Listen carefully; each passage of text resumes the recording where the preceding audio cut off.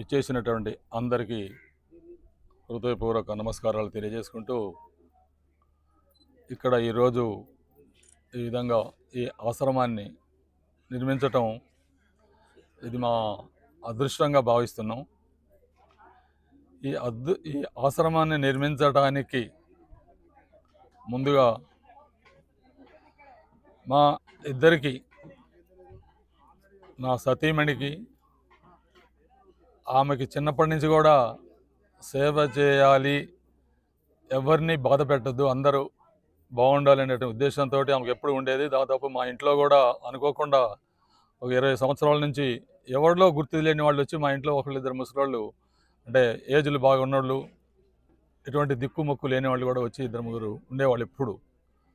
ఇవన్నీ కొన్ని సంవత్సరాల తరబడి ఉన్నారు. ఒక 2 కళ్ళు లేని మనిషి కూడా వచ్చి కొద్ది రోజులు దాదాపు 6-7 సంవత్సరాలు మా ఇంట్లో ఉండేది. మా ఇంట్లో ప్రతి ఏరియా కూడా ఆమెకు తెలుసు, అట్లా తిరుగుతూ ఉండేది. అట్లాంటి ఆమె, మేము కులము మతం ఏం చూడలేదు, అలాంటి వాళ్ళు ఉండేవాళ్ళు. మరి ఇవన్నీ చూశాడేమో నా కొడుకు, మా అమ్మకి నాన్నకి ఇట్లా ఆశ్రమంలాగా కట్టిస్తే అందరికి సేవ చేస్తారు, ఇంకా ఎక్కువ సేవ చేయాలనే ఉద్దేశం మరి వాడి మనసులో కలిగిందో ఏమో మాకు తెలియదు. కానీ నాన్న ఒక ఆశ్రమం అక్కడ మనం కట్టిద్దాం, మన పుట్టిన ఊరు అంజనాపురం కదా, ఆ ఏరియాలోనే కట్టిద్దామని మాకు ఒక 3 సంవత్సరాల క్రితం మా బాబు వాడు మనసులో ఉన్న మాట చెప్పడం, ఏంటో భగవంతుడి కృపతోటి మరి మేము అనుకోవటం, ఇంత వయసు వచ్చినా కూడా భగవంతుడు మరి ఆ శక్తి ఇచ్చి ఇక నిర్మించడం జరిగిందండి. అంత దాదాపు 20 మంది ఫ్రీ పెట్టామండి మొత్తం. అసలు అనాథలకి, ఏమీ లేనటువంటి వాళ్ళకి, వృద్ధులకి, వృద్ధాశ్రమం అది.